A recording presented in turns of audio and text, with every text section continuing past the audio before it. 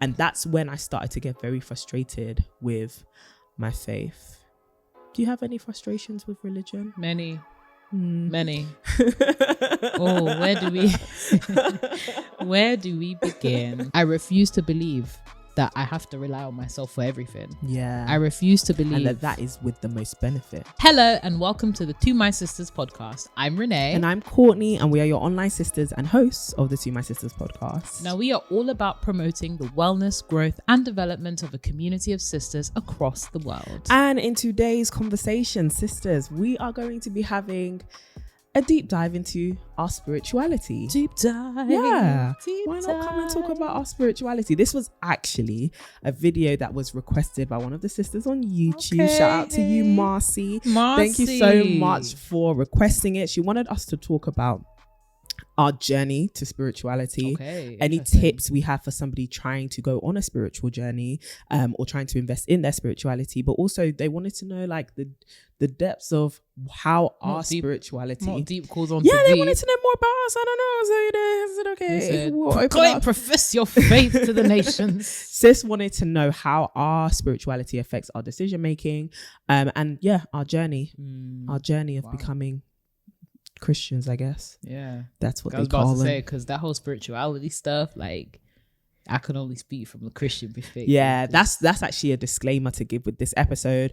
Religion, faith, spirituality, it is so personal, and we respect the fact that, and we love the fact that the sisterhood is filled with so much diversity of thought, diversity in the way that we all look, but also in diversity in the things that we believe in. That's as the words were saying. They were running away. You were so deep into the spirituality. Yeah, the bodily stuff is just out. We're out here, man. It's all basic. We are so in love with the fact that we have diversity of belief in this community and in this sisterhood. Sure. So this is not an episode where we are telling you what to believe in. We are telling you what we believe in. And I think it's important to make that clarification. This is what we believe in. We just want to come and talk about our journeys. And if it resonates with you, hopefully it resonates with you, you can relate, and it can help you figure out how to navigate your own spirituality and give you things to think about. But I know some people get a bit weird, like because some people don't believe in God, don't believe in even needing to be spiritual. Also, some people have different beliefs about how to be spiritual. And so we are respectful around here. When you're talking to each other in the comments in the sisterhood, be respectful, respect everybody. But yeah, that's the disclaimers aside. That was a long intro, so we're gonna get straight into disclaimers before somebody comes at you sideways. Sideways. Yeah. But yeah, sorry guys. Ding ding ding. Dilemma. Let's get into it. Let's go. And this dilemma is actually very relevant to this episode we're going to talk about. All right, let's do it. Hi Courtney and Renee. Hi. What's up, baby girl? I absolutely love you guys and the amazing work you do on this podcast. Your honesty and openness is what always draws me to you. Now it's time for me to practice some honesty. Okay. Okay. I had sex last week. for the first time, and I feel terrible about it. Oh my God, that's so honest. She says honesty and I'm openness. about to be honest. Listen, throwing it up. That's what the sisterhood is all about. Or rather, I was throwing it back. Sex last week, and there you go. I was throwing it back. It was with a guy I had been with for 6 months. I am 20, he's 24. Beforehand, we had spoken about celibacy and Christianity, and I had told him I was celibate, but we went to a hotel over the weekend. Wow. So stupid. I know. It happens. And well, ... I find myself replaying what happened and all the points where I could have stopped it. I know this wasn't something that just happened overnight, but it is due to the foundations we set in our relationship. My question is, how do I forgive myself and deal with the pressures that will come when my parents find out? I know God has forgiven me and I've repented, but I've been struggling mentally and crying myself to sleep because of how terrible I feel. I kept my celibacy for so long and I feel like I've disappointed myself and everyone around me.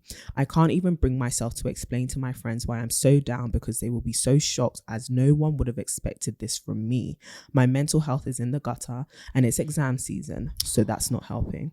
As Christian ladies, what advice do you have for me? Honey, this resonates with me so strongly, sis, because definitely been there and done that. I really love this dilemma because I think it opens the door to talking about a lot of things that we don't have much honest conversations about as women, especially not just like externally but also internally, right? Like when we're talking about like sex and sexuality and sexual urges and stuff like that. especially as women, there's still so much stigma attached to sex, sexual 100%. desires. And in this case, what we would say is sexual sin. And even this whole idea of like sex being bad and like, you know, having sex being something that, once you give it up, that's it. It's just like, girl, I wish I could give you a hug right now, because when I say I was in that exact same situation, insofar as you really like, not even like, you love somebody. And one of the ultimate expressions for love is sex. And when you have been brought up in a particular like household or in, you know, your cultural norms, underpin this whole notion of sex being bad until you're married, and sex being like evil and just terrible and things that you should not partake in until you have that ring on your finger. A lot of women actually grow up being afraid of sex and afraid to engage with their partners, despite harboring very intense feelings of sexual desire. And I definitely resonate insofar as I was absolutely terrified of having sex. I was terrified of the whole, I was terrified of sex. I was terrified of what were actual normal, natural feelings inside of me. I was like, oh my goodness, I find this man attractive. Oh my God. How can this be? You know, like, oh my goodness, I want to do things with him. I'm sick in the head. I'm sick in the head. I shouldn't even be thinking about it. And it's like, you also, what makes it more difficult, particularly when it comes to things like abstinence, is when there is actually somebody in the picture, right? When there's somebody that you're attracted to, somebody that you're, you know, I'm walking with God. Yeah. But you're fine. It's hard. It's hard to walk with God when you've been stopped by the peen. You have been stopped. We're keeping it 100 here. It's true. It's You've a big been stopped. obstacle. Well, some it is a people's huge. small. So, but Don't kill me today, Courtney. Don't kill me today. We'll have that. Nonetheless. We'll have that discussion another time. It's an Another obstacle, time. nonetheless. It's an obstacle. Yeah. And some of us, rather than going around it, we decide to go through it. Or on it. Or I love that you run with my analogies. I love it. I actually love it, and I love you. And I think there's also that intense feeling of shame, right? The cultural shame that we attach to women who have had sex. Yeah. So, you know, even the fact that you're saying, you know, oh, what will my parents do when they find out? It's like, well, part of me is like, do they have to find out? It depends on your relationship with your parents, right? And like what that looks like and what that sounds like. But the first thing that I want to say to you is, sex and feeling like you desire sex is normal and natural. Very. Okay? That's okay. Sex is something that's good. Come on. Even though it's been, you know, destroyed and warped by culture and environments and the world that we live in today and social media, sex is a natural process. It's okay to feel sexual desires. It's okay to be attracted to the person that you're actually with. And it's okay and it's normal for this to be difficult. Speaking from the Christian perspective as well, right? Things like fornication, things like sex in general. And I think it's important to make the distinction between sex and fornication, because we use the two interchangeably. It's the circumstance that defines when sex is good or bad, but the act itself is actually not evil. It was intended for good. But from the Christian perspective, we believe in redemption, sis. So as much as we have, you know, cultural norms that have completely warped our idea of like understanding virginity and celibacy and abstinence, there will always be redemption for you. Yeah. So don't think that because you have had sex, that's the end of the line. Salvation, you're still saved, baby girl. It's okay. It's no okay. doubt about it. You're still saved. Perhaps you need to repent. And it seems like, precisely, you know? it seems like, you know, this is something that, you know, you feel very bad about, which is okay. That's fine. You know, you stepped out of the precepts that you have set for yourself and the precepts that you've set with your partner and the precepts that you've set with God. But that doesn't mean that you're beyond saving or outside the realms of redemption. Okay. This is the kind of thing that actually happens to a lot of people. And this is something that quite a lot of people struggle with individually as well as together that people don't really talk about. Right. And don't think that because of this particular brand of sexual sin that you're somehow like outside of what are, you know, the norms of other people.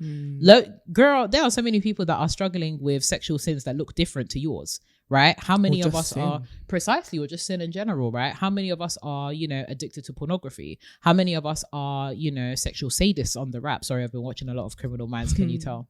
How many of us are doing really warped and depraved things, but because this particular brand of sin and this particular brand of what it means to be a woman has been transcribed and transposed onto us from such young ages and has walked with us for so long that we feel shame, in partaking in an act that really shouldn't define us.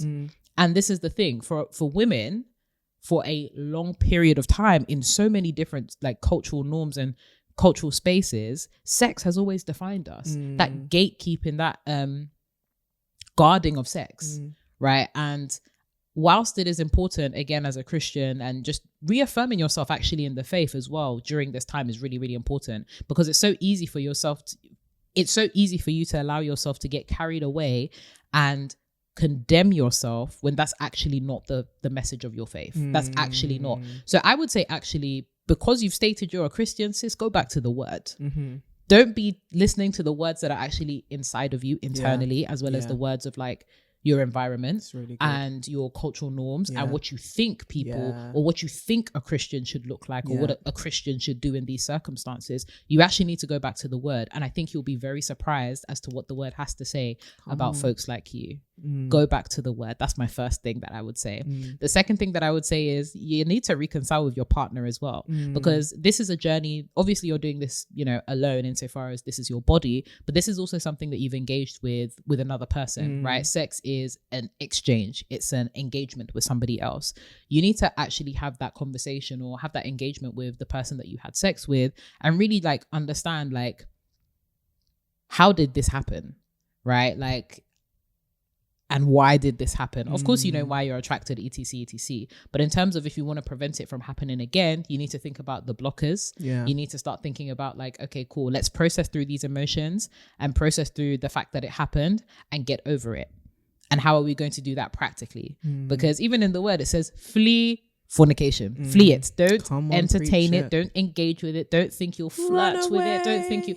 The moment that fornication, that fornication becomes something that's very, very real, you need to run. You need to go. You need to run. Pack up your things and run. So thinking about having that conversation with your partner, being transparent about your feelings and emotions, and then thinking about the actual ways that you're going to deal with that moving forward can take your mind off of that condemnation that you've found yourself in right now. And then in terms of, you know, what will your friends think and what will your parents think and I ain't gonna lie to you, sis, these things are secondary.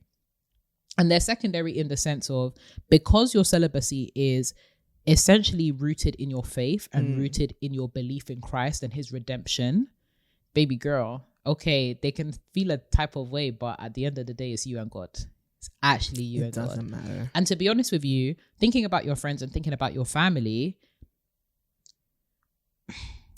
not that what they have to say doesn't necessarily matter in the grand scheme of things. Of course it does. But I'd like to think, and I like to have faith that you have friends and family around you that love you irrespective of the things that you may do. Yeah.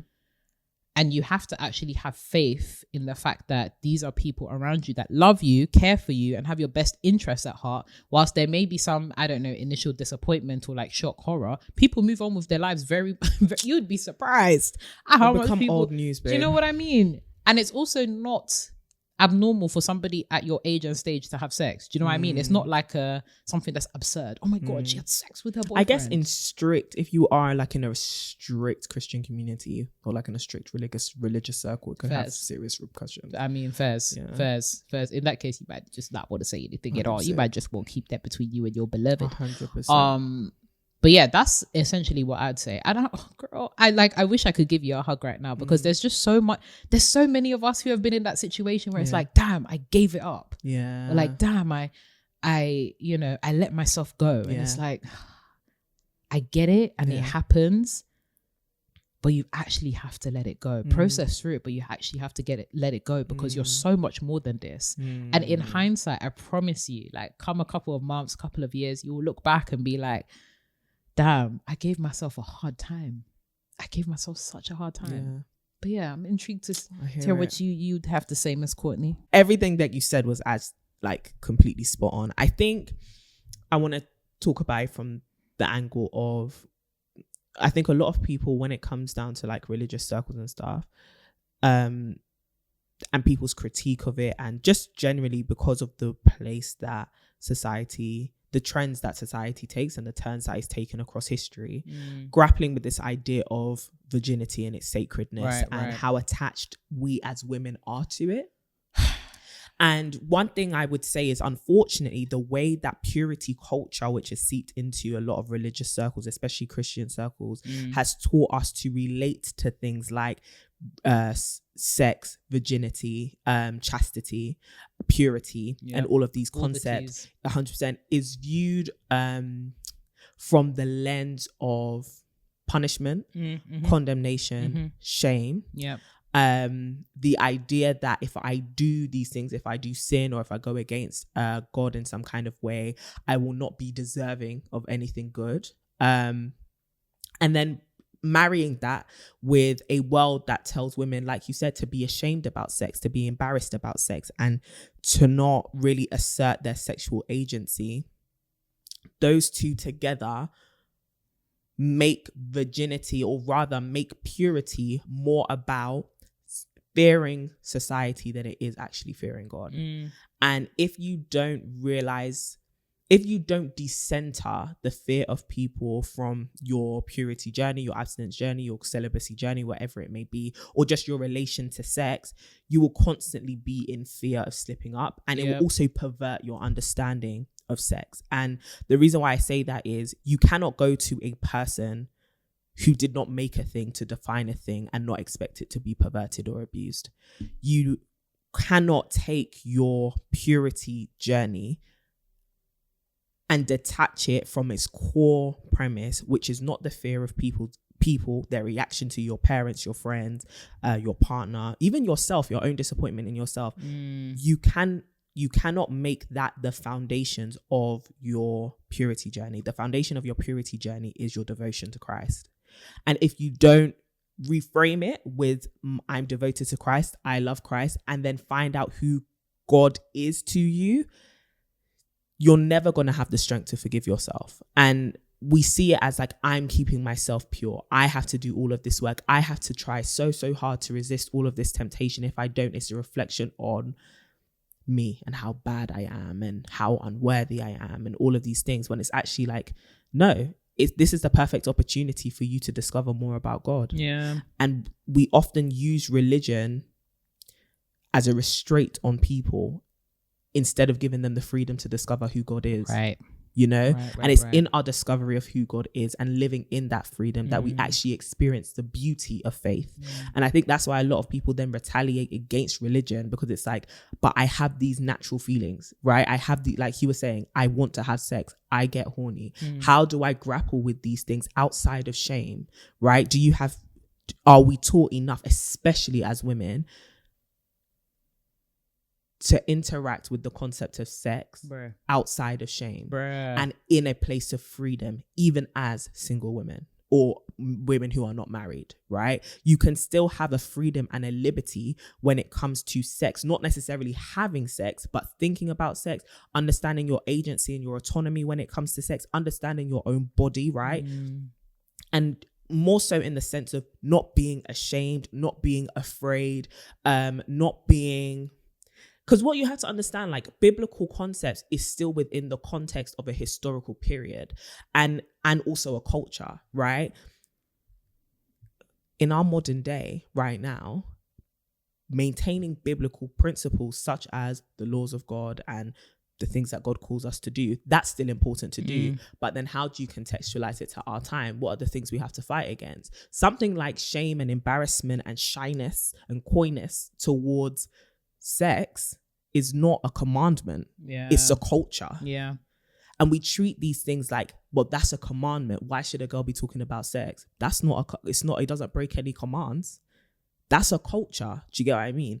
So we need to kind of adapt our beliefs around sex, the culture that we have, for the sex culture that we have in church, or the lack thereof, or the lack of openness that we have in our culture. And I think that will give women like Sis in the Dilemma, give them the freedom to start realizing that, okay, because men don't deal with this. I was even about to say, like, men don't deal with this. Like these, you know, you hear the sex with men? Like you hear the tales of the drummer who's sleeping with half the church. You know, it's a very bad stereotype. But who's going up to them and being like, well, first of all, people will tell them to stop, but people don't tell them to have shame. Do you get what I mean? Like, you don't have shame around these things, but women have shame. They are made to feel like women who could just be thrown aside, women who are no longer valuable, Jezebels, people who are loose, and loose women are rebellious, and it's basically witchcraft, and they're basically scapegoated as evil.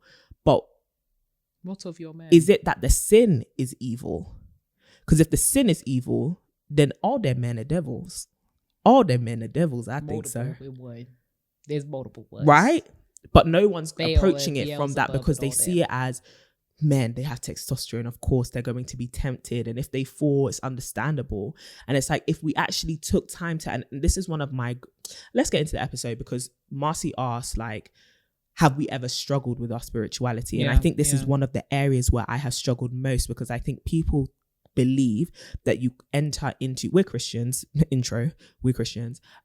People believe that you enter into Christianity, you get saved, and you no longer need to investigate and problematize your way of thinking, right? They just think your mind is already renewed, and as though it is not a process to renew your mind. And the fact is, your mind has been, we appreciate it when it comes to secular stuff, right? Renew your mind when it comes to casual sex, renew your mind when it comes to giving. Do you get what I mean? But you also need to renew your mind when it comes to misogyny and patriarchy and racism and all the things that the world structures teaches us to believe about ourselves and also about other people. And one thing I love about Christianity is it makes you investigate, how do you see other people, right? And how important and sacred other people, their bodies, their experiences, their cultures actually are.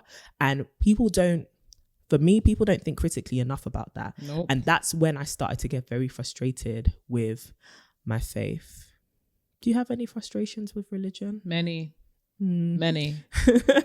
Oh, where do we begin? But we're going to get into its beauty in a second, because don't think we're just coming here to, like we said, we are actually Christians. We bear the title. And we love the body. But do we facilitate the function? Do we play out the function?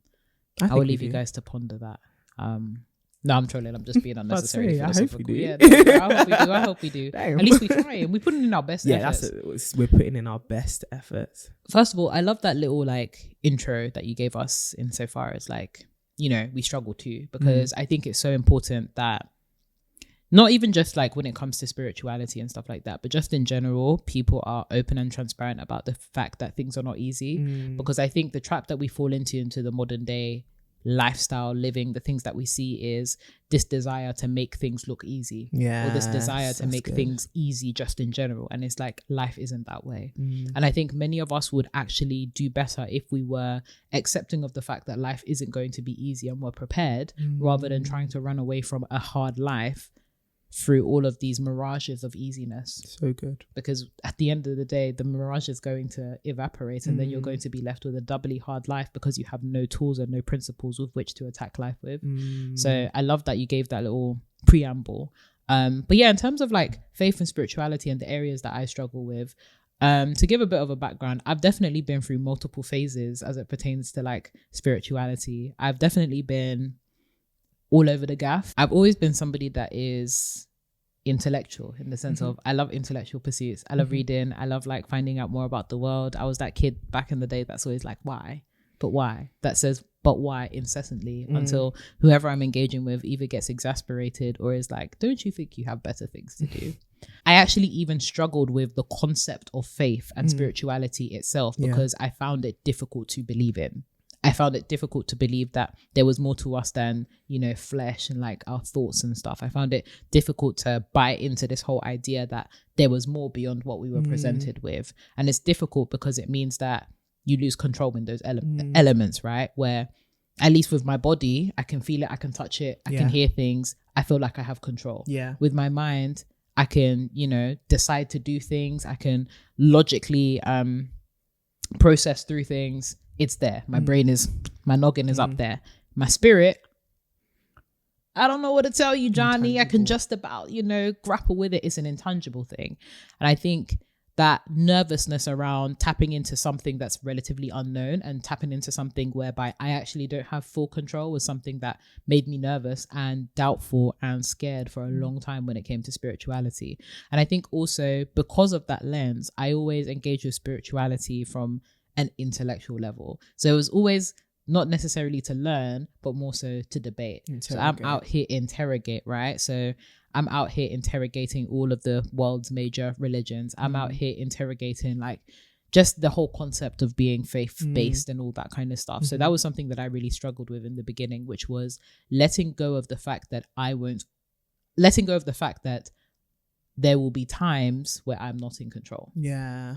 And it's really hard when we're already faced with the reality of facing a world where things are spiraling out of control.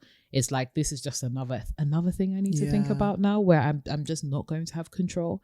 And I think as humans, we have definitely been created to worship things. We've definitely been created to like burn for things.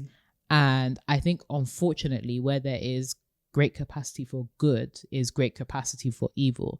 And I think one of the greatest like evils as a result of being human is because we are so great, we can often look inwards to worship ourselves. And whilst it's great that we are great, you know, humans and all that kind of stuff, that worship of humanity is what gives rise to so many problems that we see in the world today, both internally in the worlds that exist within us, but also the world that we actually inhabit. When we think of like wars, when we think of like even things like capitalism fueled by individualism. Like, also, this is not a commie podcast, by the way. I'm still tripping over those comments. Says you're a Karl Marx. Oh my god! It's like, no, baby, we just interrogate here. This whole idea of like being in control, I quickly realized it was even a dangerous pursuit in of itself, because when you have to rely on yourself in a world where, you know, things are quickly spiraling out of control, you also realize that you are not as great as you thought you were. You are not as great. So that was definitely an area that I struggled with insofar as the whole like intellectual, like, how do I grapple with this intangible thing that they call the spirit? And then how do I apply it to my everyday life? And then there's, of course, other things. So like, how do I relate to other people? How do I like engage in relationships? Like, even thinking about the reason why I really love the dilemma is that definitely resonated with me in my own story, and like relationship with your faith versus your relationship with your culture, especially as a woman, and what is defined as like pure, or what is defined as like admissible, and what is defined as like being wholesome. Like, will I be shunned from society if I think a little bit differently, if I don't, you know, listen to, or I don't actually enact these principles that don't necessarily come from faith but come from fear? So again, like, that kind of comes under this whole idea of like, what is faith? What am I doing out of faith? And what am I doing out of fear? And I feel like that was something that I struggled with as well. Like, am I doing this stuff because I believe, or am I doing this stuff because I'm scared, I'm afraid? So yeah, those are some of the areas that. So then how did you end up coming to faith then? How did I? That's a long story, but I will try and make it as brief as possible. Long story short, I think faith is one of those beautiful things whereby you have to have faith, if that makes sense. Like, you have 100%. To, even faith itself is so difficult, because faith feels like one of those vague things where it's like, oh, you just gotta hope, you just gotta pray, and things will appear. And I ended up coming to faith once I realized that the faith that I had in myself just could not work. It didn't pan out. It just did not work for me whatsoever. I was constantly depressed, upset. Like, it just felt like I was trying quickly to, have you ever put your hand in like water and you've tried to like hold on to the water inside your hand and it just like seeps through the cracks of your hand? That's what it feels like navigating a world without faith for me and my faith and spirituality. It feels like they're constantly trying to keep things afloat, or like keep things within one space, but everything just crackling throughout your hands. And I think I got tired of that unnecessary burden of responsibility that I had placed on myself internally, because my faith was in myself, which was something that was also movable, something that was changeable, something that had no clear like precepts because I could just change it. It had no clear sense of structure. It had no clear sense of order. Things just didn't make sense.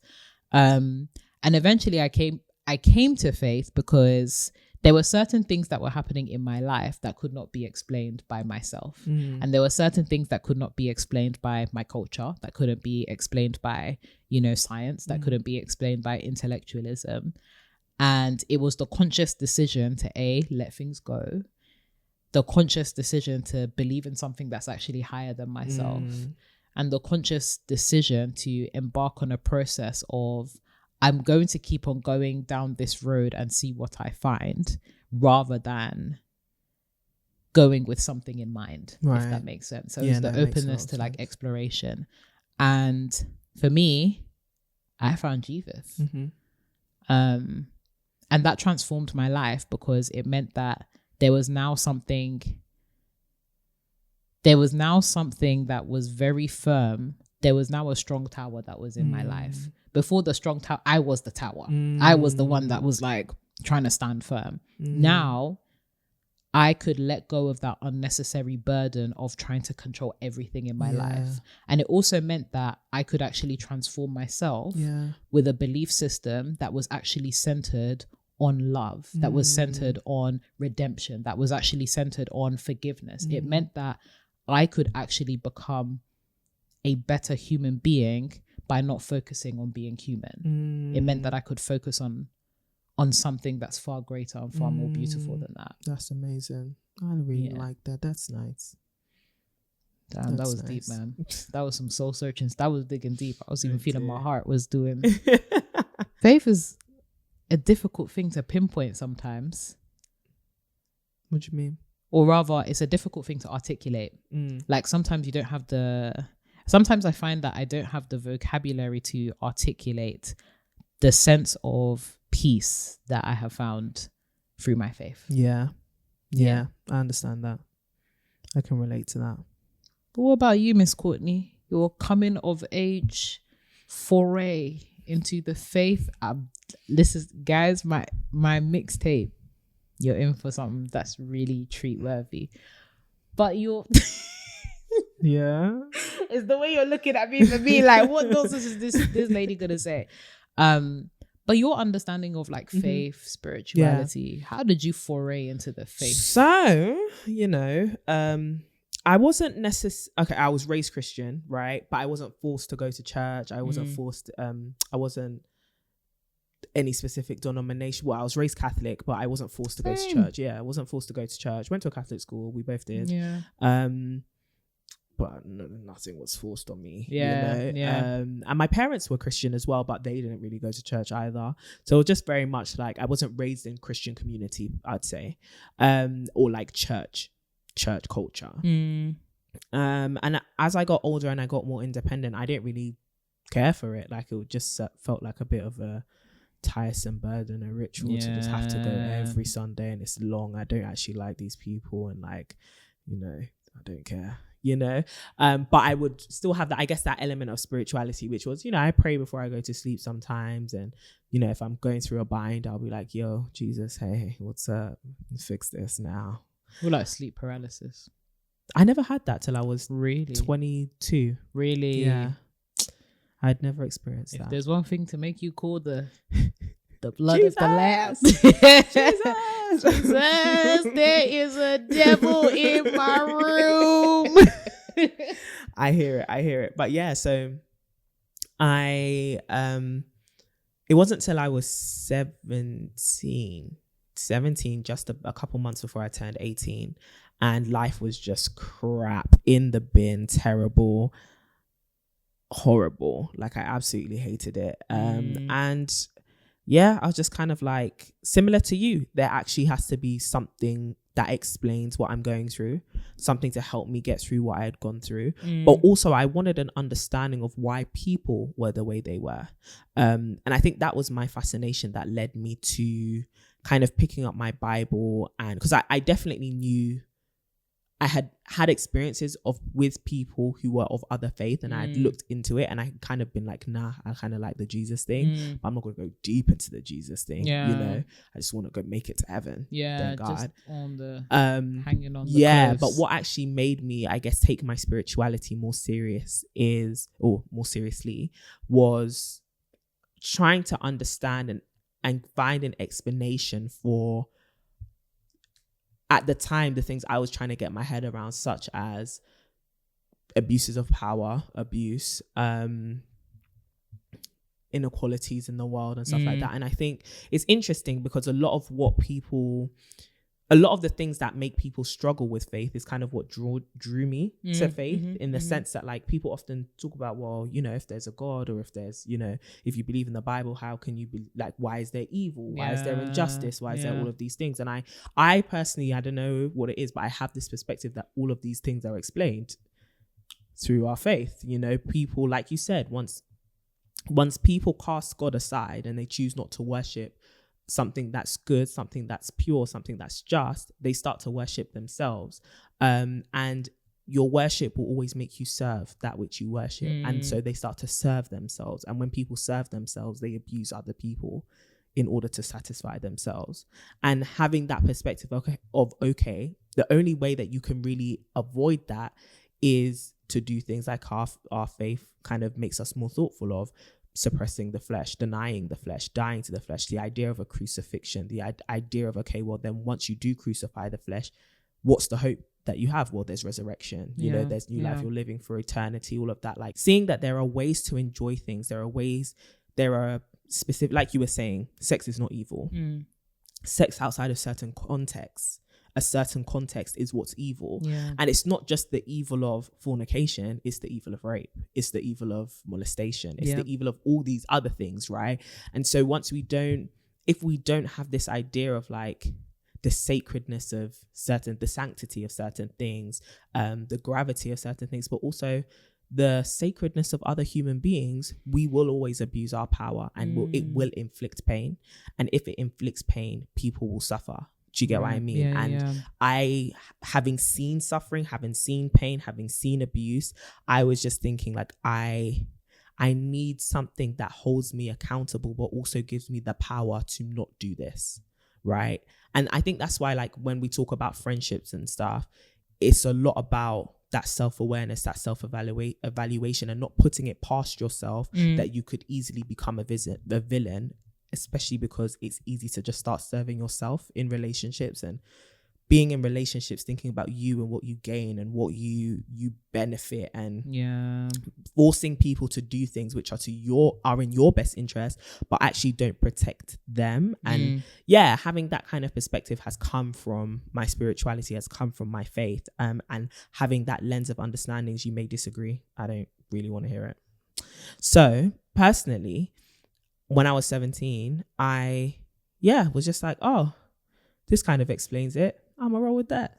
This explains it. Yeah, I like it. Light bulb moment. Like, oh, this explains it. Like, I'm a roll with it. But also now I get to go in this personal journey with Jesus, and like understanding that Jesus understands pain. Like, Jesus is not a God that just, for me anyway, that just sits outside of pain. He actually understands pain. And I think a lot of us, spirituality is so important, because I think that is one of the main things that helps us deal with pain. If you don't turn to spirituality, for me, to deal with your pain, or some kind of thing that reaches into the depths of your soul, right, you will turn to some of the most depraved things. You will turn to sex, and it's not that they are depraved, but you'll do it in the worst way, and in a way that inflicts harms on yourself, or develops in you certain vices, right?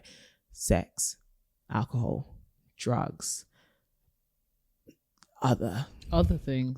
Some of y'all addicted to some crazy things. Pornography. And I've been there. Do you get what I mean? Like, all of these things as a way to deal with pain. Drugs. Like, you do these things because it's like, I feel pain, and pain is a reality of the human experience, right? And that's why I love that the hallmark of like our faith is a crucifix. It's, I mean, the height of excruciating pain. But it's not just pain that's physically inflicted. It's also the shame and the embarrassment and the the betrayal that surrounds that physically inflicted pain. Do you get what I mean? And so sometimes we think like the greatest pain that we could feel is physical, but actually it's the shame, it's the betrayal, it's the fact that the people you thought should, or you think should love you, don't love you and actually are killing you, you know? The fact that people will betray you over material things, the fact that material things can't save you. Like a lot of us feel that kind of pain and we don't know where to go to alleviate that pressure or to get healed from that feeling or that brokenness. And for me, I think that's why you can never really talk about pain and not talk about an aspect of spirituality. Yeah. Because it's something that is very hard to conceptualize if you were just thinking about being a good person. Everyone's trying to be good people, you know, but sometimes good is bad. And sometimes good people do bad things. And everyone's definition of good is different. And people aren't necessarily trying to hurt you, but they do, you know. And some people are trying to hurt you. That sucks. And they succeed. And they succeed. No. Biggest man thing, they succeed, you know. And or maybe you haven't been hurt, but you've lost someone and you don't know how to explain it. Personally, for me, and people can call it ignorance, they can call it whatever, but I don't understand. Sometimes not ignorance is bliss, but sometimes knowing that I cannot fully explain things gives you a bit more peace. Yeah. It gives you a bit more peace because you realize that, like you said, I have to let go of control. And actually sometimes that's a good thing. And sometimes that helps me sleep a lot better and get through seasons a lot better than thinking I need to find an answer for everything. And even worse, thinking that the answer can be found in other people or even worse in myself or in the systems of the world. God help you if you feel like you put your hope in the systems of the world, child, because that's another thing, right? It's, for me, one of the biggest challenges I've experienced in my experience of faith, and I would like to hear yours as well, is concepts like power and trusting those with power and seeing abuses of power. And you think to yourself, submission is hard. Serving is hard when you see people abuse their power. Relationships are hard when you see people abuse their power. And I have struggled sometimes because I've projected that observation onto God and just been like, people with power abuse it. Yeah. But then there's this struggle to believe. And I think this is why we have such belief in sisterhood, and you guys call it, some people call it socialism, communism, whatever, and it's idealistic and it's utopian. But there is a love out there that can be so selfless and so pure and so good that even though sometimes it hurts, it has the power to actually heal and restore. And whilst we may not be able to inhabit it, or whilst we may not be able to manifest it perfectly, I think that we can all inhabit small fragments of it. Yeah, for sure. You know, and I think that there's a beauty that comes with that innocence. And I think so many of us are afraid to love because love no longer seems innocent. It feels like it's tainted. Yeah, it feels like it's tainted with ulterior motives and people just bringing their baggage and wanting you to fix it, or people wanting you to love them but not being ready to love you, right? I feel like for me, when the world disappoints me, I have to go to my faith. And also when I disappoint people, I have to go to my faith. Because I think that's even the worst one, because oftentimes when we look to discredit faith and we look to discredit, you know, like the possibility that something good or beautiful can exist when there's such horror and evil that exists, we often look to external markers for these things when, to be honest, 99, if not, in fact, I would be willing to say all of us can look very much inside and equally say, how is it possible that good exists when there's such evil that exists inside of me? I just think that was one of the most transformative like concepts insofar as this capacity for good and evil existing within the same vessel. Yeah.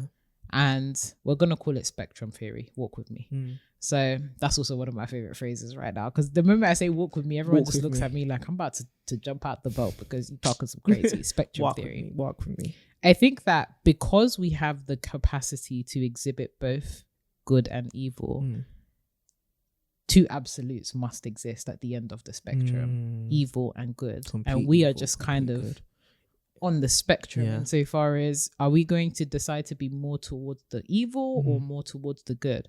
But in the existence of both, the fact that we can manifest both means that both potentially exist. And I think that's also something that a lot of us struggle with. Like, how do we rationalize good and evil? How do we rationalize when we've seen the darkest of dark, not even outside, but actually inside? And I think it's important that, at least for me, it's important to know that, you know, the concept of God exists, and not even the concept, but rather the personhood of God exists as well. Good. Because I think sometimes we can have these lofty ideals and logical and philosophical thoughts around, like, you know, the existence of man, the purpose of man, and just stay up in the clouds. But at the end of the day, I think it's important to believe in the persona and the personhood of God, because when there is capacity for great evil, there has to be, or at least it's comforting to believe that there is redemption, because not just because the evil outside exists,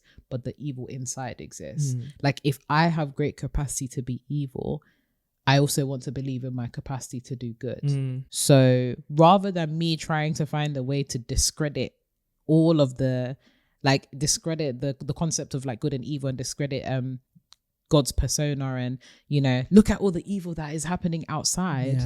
It's I'm very, very warped inside, and I am praying that there is redemption, and I've seen my redemptive qualities. Listen, that it reminds me of that scripture in the Bible where it's like Cain and Abel, right? And it's like, listen, sin is crouching at your heart. Its desire is to have you, right?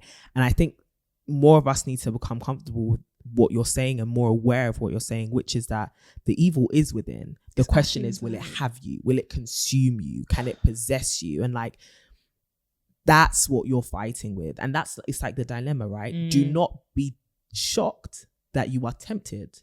Do not be shocked that something is knocking at your heart.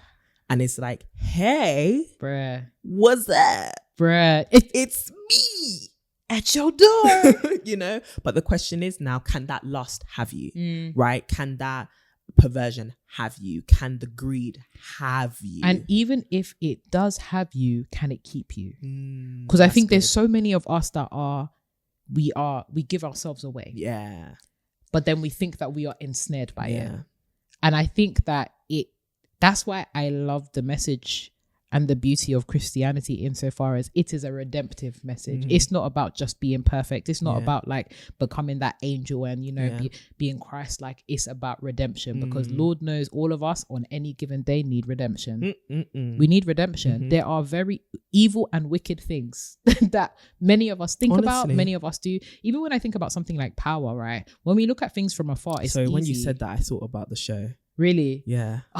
Even though I was just talking about it. They say this is a big rich town. Yeah. Okay.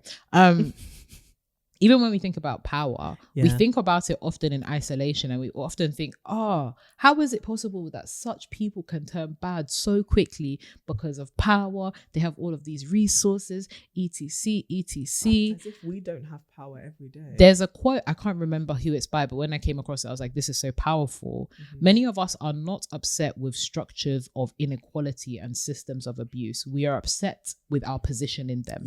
Because there are so many of us who are, and the thing is, like, we are literally living our own what's the word? I know the word. It's gonna annoy me if I don't remember it. We are literally living in our own pools of hypocrisy, insofar as we are both villain and victims. It's just we're choosing to focus on our victimhood in one lane and forget about our villainy in other lanes. It's like, oh my goodness, look at all of these people at the top of the system that are, you know, manipulating us and doing all of these terrible things as our government, which is fair and valid. But it also exists in tandem with the fact that in somebody else's food chain, we're at the top and we are doing nothing. We have a lot of power and we're doing nothing. So it's like, we're in a catch-22 of, we're locked in a system where we're both villain and victim. Again, a manifestation of the fact that we can be both good and evil at the same time. And it's about, on a given day, in a given time, which will you allow to have you? given the resources, given the opportunity, given the fact that for many of us, because we're not actively benefiting, we find things as an issue. But if we were benefiting from a lot of stuff, I'm not too sure that things would be different. Like when I think of, billionaires and stuff, yes, there's a lot of people that are philanthropic, and there's a lot of people who claim that, when I reach this level of money and wealth and fame and status, I will be like this.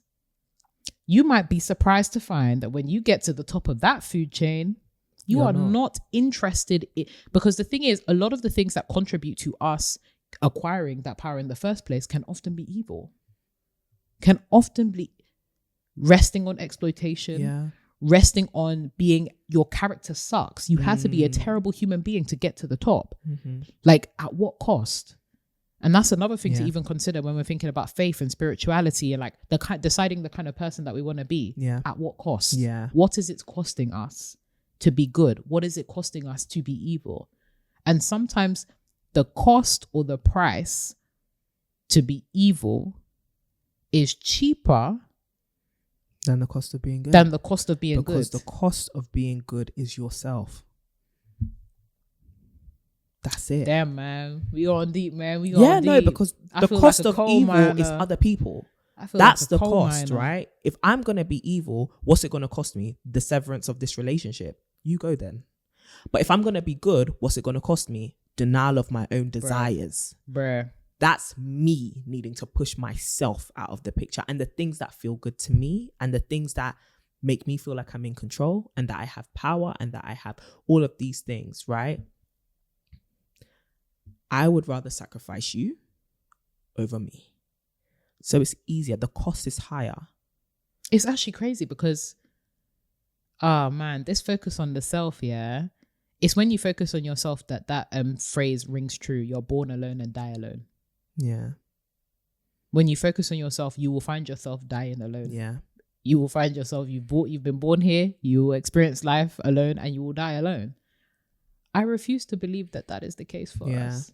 Which is why coming back to this whole idea of like sisterhood and the fact that we are Christians and the fact that there is an emphasis on the body and the fact that there's an emphasis on community. Yeah. We are relational human beings. Yeah. We were not like, though we have the capacity to worship the self, though we have the capacity to withdraw inward and really like uphold ourselves, I just refuse to believe that is the superior way of living.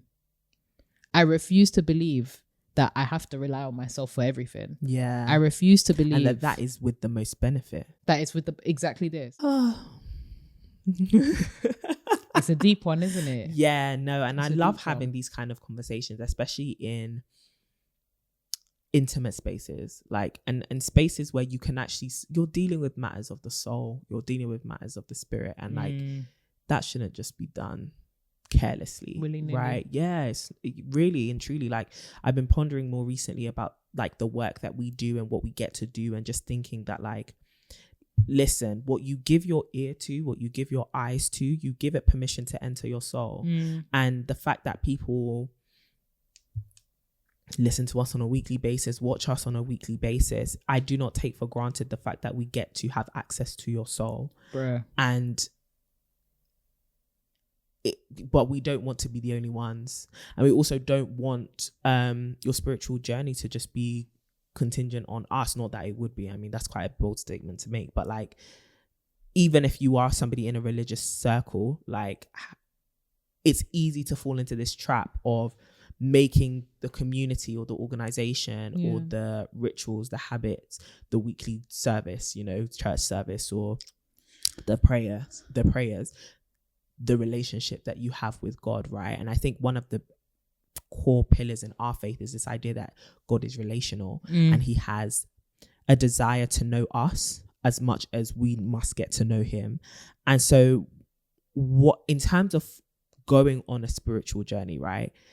Because it is a journey. It really is, boy. It really is a journey. What advice would you give to anybody, I guess not even through the lens of them specifically trying to explore Christianity, but just anyone going on a spiritual journey? If a sister is trying to invest in her spirituality, what is the advice that you would give her? That's a really good one. The first thing that I would say is explore. And now that might sound very like controversial Yeah. to some folks, because they would be like, why, what are you meant to, the Christian folks would probably be like, you're meant to be out here evangelizing, and then the non-Christian folk will be out here saying like, what are you even saying right now? But genuinely, I think that because the matters of the soul and spirit are one that is very personal and one that requires active choice, you need to ensure that you are very well informed before you make the choices. In the same way that you make an informed choice about anything in life, you make sure you get all of the cards that are available to you out on the table. Collect your cards. Don't just step into things blind, because that's also, when you tap into a community, a great way for you to suss out when you're being manipulated, when you are being, there's cults have been born out of this. Say again. Lack of information and knowledge is killing the people. That's even a biblical principle. You need to be keyed up on the information front. So explore, find out more information. If you're interested in this whole notion of spirituality, go and test things, go and ask people, go do your own research and figure out what actually speaks to you. Not what suits you, what speaks to you. That's good. Because I think sometimes we stick with things out of suitability. Like, it fits my brand to be a Christian or a Muslim or an atheist or whatnot. It's not about what fits you. It's not about what is convenient for you. It's about what speaks to you. What speaks to you on a level that cannot be articulated necessarily by human words, but speaks to you in your heart deeply. What moves you? What principles actually resonate with you and the way that you want to live your life? What challenges you to be a better person? These are the kind of questions that you want to have in the back of your mind as you're doing that exploration. Don't just acquire the knowledge for the sake of acquiring knowledge. Really test the knowledge as it comes, right? And that knowledge acquisition can come in so many different ways. You can watch YouTube videos, for goodness sake. You can go and read. I'd go and read. Read texts, like old texts too. Don't be out here listening to the new age stuff on the internet and have that as your primary source of knowledge. Go deep, research, because when it comes to the matters of the spirit, these things cannot be taken lightly. It's a heavyweight. Mind, body, spirit / soul. That is part of the trifecta. Okay, in the same way that we invest in our mind and we invest in our bodies, you've got to invest in feeding the soul. So the first thing that I would say is knowledge. The second thing that I would then say is, again, test, try things out. Go to the conventions, go to the gatherings, go to the communities, go to the masses, go to the community, the religious gatherings, if it is a religion that you choose to ascribe to, and don't feel like you need to be sucked in. Because sometimes you go to like, certain, so for example, I'll use a Christian example, right, where you might be trying to find a church community that works for you.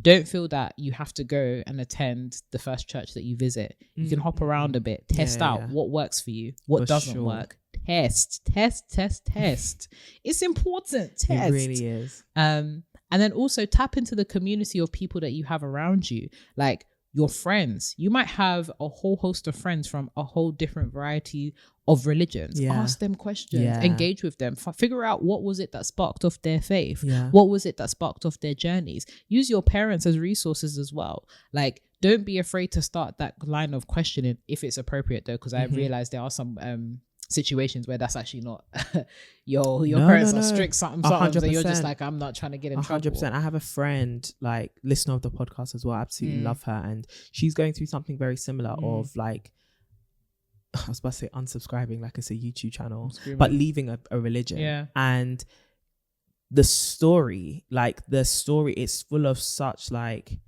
ooh, it's tough. Like, it's really tough. Like, and like, I love that you said the matters of the spirit are not to be taken lightly, right? Even within community, it can get very heavy when it comes down to talking about religion. So find yourself in a safe place. A safe place. And then last thing that I'll say before I hand over to Courtney, because I've rambled enough. You have spend time with your spirit alone. Okay, how do you do that? How do you do that? For me, I like things like prayer or like long walks and things that allow you to connect. Meditation as well is a really great one. But move away from the things of the body, the things of the mind, and try to find spaces and pockets of time during your day to try and connect with your spirit. What is speaking to you in those moments of silence, of quiet? What are the things that are, you know, on your mind, or what are the things that are on your heart that you might want to like write down, or things that you want to record and stuff like that? It sounds weird and it's very uncomfortable because it's a very you're tapping into your third eye, man. That's really weird. It's giving those kind of vibes, right? When you say go meditate or go pray and stuff, and it's like, actually, it's not as weird as, it's only weird in our culture. That's actually another thing, but that's a whole conversation for another day. Insofar as like this culture has very much cultural expressions of faith, and the rise of like secularism, and the fact that, you know, your expression of faith is now seen as like extreme when you do things like, and westernization, right? Westernization as well, right? So these are all things to keep in mind when you're exploring your soul. But I would say definitely have some time to yourself to explore your soul. Pray is probably one of my favorite ones. I'm biased because I'm a Christian, but I would say spend like even 5-10 minutes just beginning or end of your day and just pray. You'd be surprised at the things that would occur as 100%. And it's a great opportunity to communicate with God. Like, even if you can't really get an idea of what God looks like in your mind right now, get a hold of, like you said, some of the texts and just think, okay, I'm gonna try and communicate through this time of prayer. Like I know with Christianity and stuff, I mean, you may end up talking to a whole bunch of spirits. I pray for your soul, but like, you know, you might have to knock on a few doors. Damn, that's sleep paralysis. Be like, God, is that you?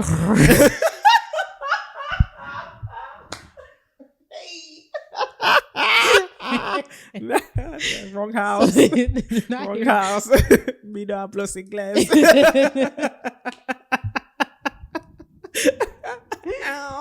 No, that is too funny. Not there. But no, I love all of that advice that you gave, and like, just be open, sis. Like, be open in the sense that you're probably going to be challenged. A lot of what you believe may be challenged. The way you view the world, your viewpoint, and your framework and perception of the world may be challenged. However, if you feel as though this is rewarding, pursue it. Another thing is, it's probably going to be really challenging. Like, I'll talk from just our experience with Christianity. It's going to feel like a serious adjustment and something that goes against everything that you've probably known. Right. However, it is full of so much beauty and so much love. And as much as there is, you know, sometimes heated conversation around certain faiths, and I know, for example, our sisters in Islam can definitely relate in the sense that, like, the world can talk about something that you hold so dearly in such a negative light, and it's like, but it's so beautiful and so sacred, you know. And I would definitely say just approach it with that kind of reverence. I would say, you know, reverence, as much as you may not agree or you may not understand. It's close to somebody's heart, you know? Do you get what I mean? And go and talk to those kinds of people. And I think that's one of the beauties of sisterhood. And we're going to explore it. We are exploring it more in our book, which is sisterhood gives you the ability to hear somebody else's story and not have to assume. And so many of us are painting assumptions according to what we see on the news and what we hear in news reports, and you know, what we hear in our own echo chambers. But sisterhood and your intimacy that you build with different women from all over the world, different backgrounds, different life walks, that intimacy affords you the ability to hear straight from a person. What is your perspective? What is your experience? What do you hold sacred? You know, that's a beautiful conversation to have. So I love that you said that. Like, use this as an opportunity to have good conversations with people and learn about people and clear your mind of your assumptions. Like, don't assume. You don't know nothing. You know, we don't know so much. I have conversations with people about like what they believe, and I'm like, damn, that's interesting. Yeah, I don't believe it. Yeah, but it's so but that's interesting. And honestly, like, even in that experimentation and exploration of spirituality, genuinely treat people with the utmost respect. Like, don't think, I think sometimes we can also think that, oh, because I'm this faith or because I believe in this, we can't be friends. And it's just, I think of some of the nearest and dearest people to me, and some of them are Muslims, some of them are atheists, some of them are Christians, some of them are, you know, ardent astrologists. And also, like, back to the assumptions thing as well, once you do decide to maybe like pursue something or subscribe to something, engage with it far deeper than your presumptions about it. Like, you may have heard Christianity looks like this. You may even hear, according to our experiences and what we've described, that our expression of Christianity looks like this. I would implore you, like you were saying, it's a grievous imploration. Please pursue it for yourself and really go back to the things that these faiths hold sacred, not just what people hold sacred to themselves, right? So for me, a certain practice may be, I think, for example, one of the things that discouraged me a lot when I was an early child in Christ was people waking up super early to pray. And I used to think, if I'm going to pray effectively, I have to be up mad early. Do you get what I mean? And it's like, in our faith, there's no times ascribed Nelly from to Wuthering Heights. Do you get what I mean? Like, in our faith, though, there's no times ascribed to, I know, like in Islam or something, there's like dedicated times to pray. In Christianity, there isn't. You know, it's just to pray every day without ceasing. Bruh, there's so many things, so many cultural things that seep into Exactly. So the thing is, like, with those cultural things, I was here feeling bad. Like, damn, I haven't trained myself to wake up early and pray. And I know there's power to it. I know it's great. But also there's power to just making time to pray, you know, and being disciplined in that fact, and also knowing myself enough. But if I was going based on presumption, I would have thought Christianity and closeness to God is only expressed in this way, when actually my Bible tells me to just pray without ceasing. There we go. Yeah. So figure it out for yourself. This is a walk that you have to take responsibility for. Take responsibility. Do not be ignorant. Pick it up. Continue to learn, because I'm not going to lie. One thing, I guess the last thing I will say is, God is so beautiful and he needs to be known. He needs to be known. Spend time. It's great, man. Spend time getting to 10 know out of him. 10 would recommend. Would recommend. He's dope. Top lad. Yeah. Love you, Big G. My guy. Abba. Jehovah. Yahweh. Adonai. Come on. Ancient of days. In this house, that's the God. The beginning the and Alpha the end. and the That's Omega. it, the Alpha and the Omega. Beginning and the ending. You know them prayers? Yes. Oh man, if we even had time, I'd get in, because one thing I also loved is just how like different Christians have their different like cultures. Yeah. That just make me crease. Like, you know, pastors will have their certain cadences. So the African pastor, beginning and the end, and the middle too. God. Yeah. Above God. all. Abba. God above all. If there's one Very thing I love about Americans, methodical. it's the storytelling element. Yeah. And I love the enthusiasm as well. Yeah. You go, David, Pastor David. Amen. Amen. Get him. Listen, mine is the I don't know if you guys or anyone watches Transformation Church, and there's always the lady, I don't know if it's Pastor Mike Talks mom, or there's someone always in the audience. Oh my, I've started to do it. Oh my, oh my, oh me, oh my. I've started to do it because I think it's actually the most, it's the best. It's the best The reaction. best. My favorite is, get him, Mike. Talk to him. Go there. I wonder if anyone from Transformation Church listens to us, but yeah, go there. Talk to him. Break it down. That's good. Yeah, that's good. I wish the UK had more of that. Like, we're British. We don't. That vim. We don't. I don't even know what we do. We just. That's a word. That's a Word. Jesus. Damn. You know when we're confused. That's what we are. Jesus. Like, I wasn't expecting that. Jesus. All right. Anyways, thank you for so much for coming to this gathering. Bible study will be next week. The offering basket we're going to put. Will no, be because passed folks around. have been talking about this offering basket. When you see the link, look. Donations. You see this roof? Screaming. The house of the Lord. We need donations. Okay, The body. Oh, God. This is TMS is the body. Oh, God. Anyways, guys, thank you so much for listening to today's episode podcast. We really hope that you enjoyed it and you were blessed by it. And definitely leave a comment down in the description if you were here on YouTube. Go and join the family over on Instagram at To My Sisterhood so that you can continue to gist with us, answer some of the dilemmas as well that you hear, and join some of the challenges that are going on. Be sure to tune in next week to know about June's challenge. All right. And you can also follow us individually at Renee Kapuku. She has spit some serious gems. You want to follow her. Okay. What are you waiting for? Open your phone. And you can follow me as well at CD Boating. Be sure to check us out on all social platforms. We have a heap of fun everywhere on Instagram, Twitter, and our newest baby, brainchild, TikTok. We're having a good time with the TikTok sisters. DJ, turn the speakers up. Turn it up, turn it. Reload it. Reload it. Come and hit us up on our socials at To My Sisterhood on pretty much everywhere.